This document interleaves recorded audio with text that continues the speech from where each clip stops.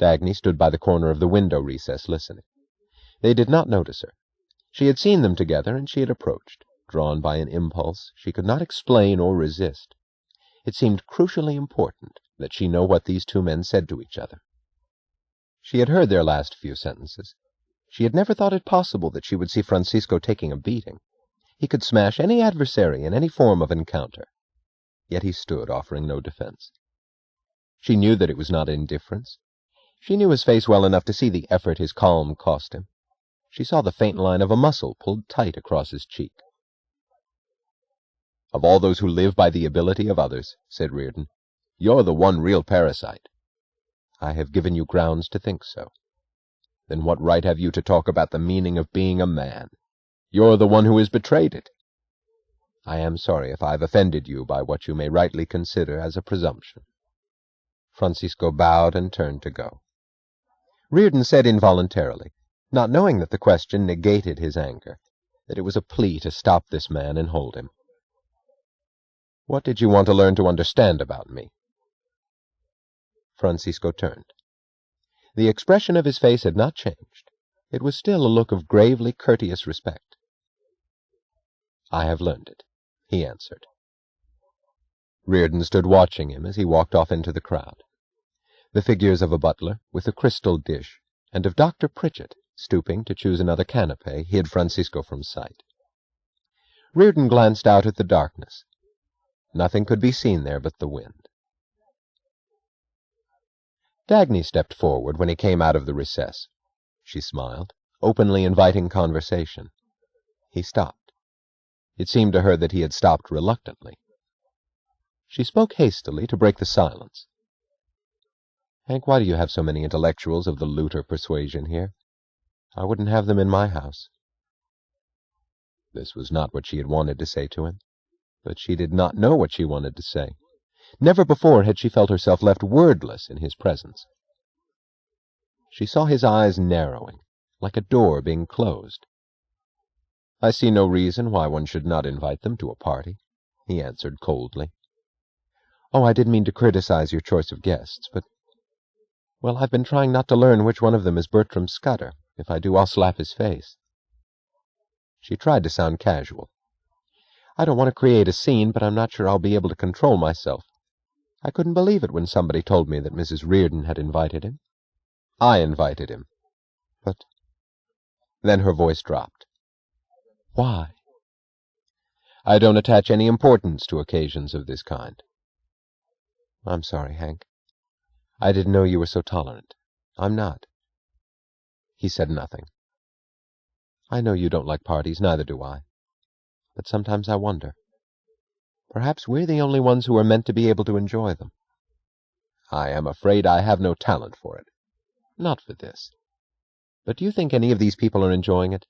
They're just straining to be more senseless and aimless than usual, to be light and unimportant.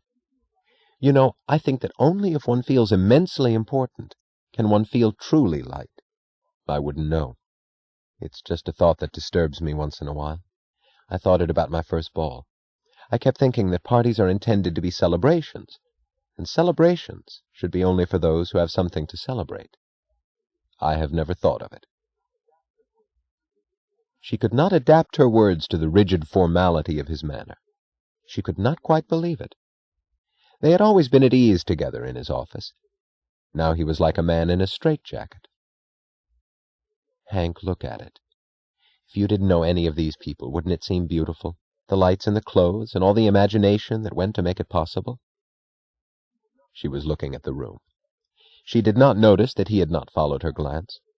He was looking down at the shadows on her naked shoulder, the soft blue shadows made by the light that fell through the strands of her hair. "Why have we left it all to fools? It should have been ours." "In what manner?" "I don't know. I've always expected parties to be exciting and brilliant, like some rare drink." She laughed. There was a note of sadness in it. "But I don't drink either. That's just another symbol that doesn't mean what it was intended to mean." He was silent. She added, "Perhaps there's something that we have missed." "I am not aware of it." in a flash of sudden, desolate emptiness. She was glad that he had not understood or responded, feeling dimly that she had revealed too much, yet not knowing what she had revealed. She shrugged, the movement running through the curve of her shoulder like a faint convulsion. "It's just an old illusion of mine," she said indifferently. "Just a mood that comes once every year or two. Let me see the latest steel price index, and I'll forget all about it."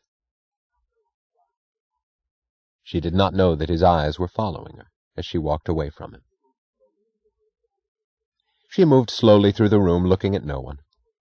She noticed a small group huddled by the unlighted fireplace. The room was not cold, but they sat as if they drew comfort from the thought of a non-existent fire.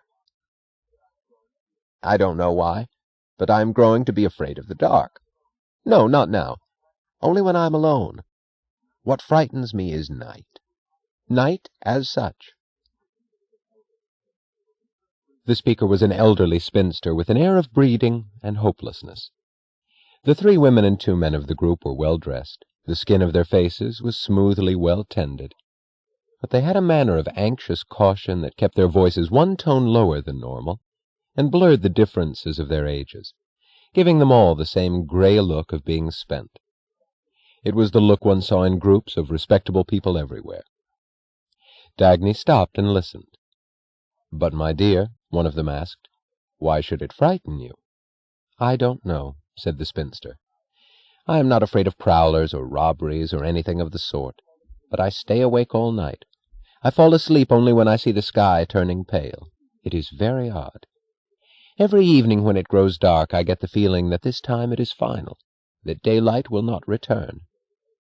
"My cousin who lives on the coast of Maine wrote me the same thing," said one of the women.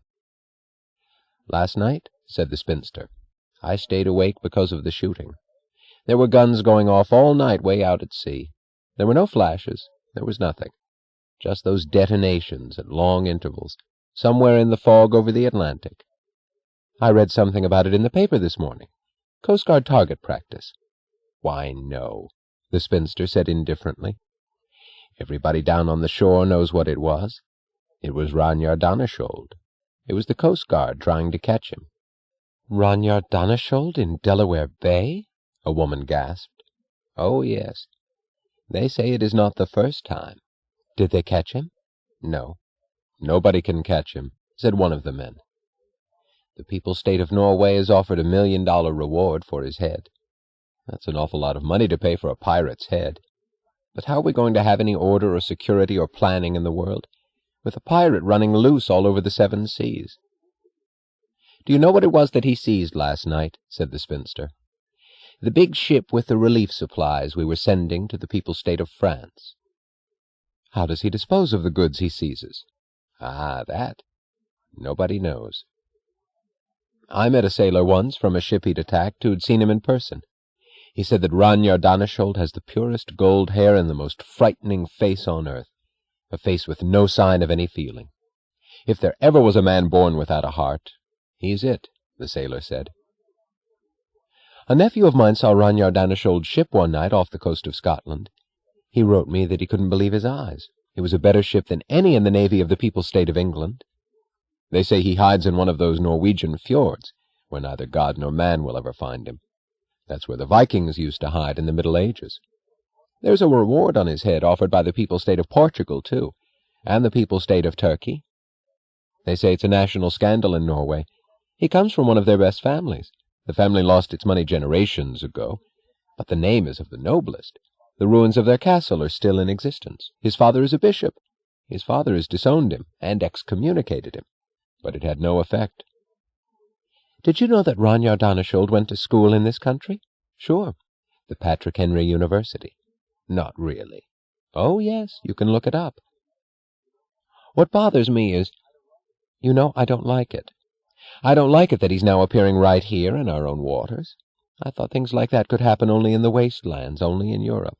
But a big-scale outlaw of that kind, operating in Delaware, in our day and age? He's been seen off Nantucket, too, and at Bar Harbor. The newspapers have been asked not to write about it. Why? They don't want people to know that the Navy can't cope with him. I don't like it. It feels funny. It's like something out of the Dark Ages.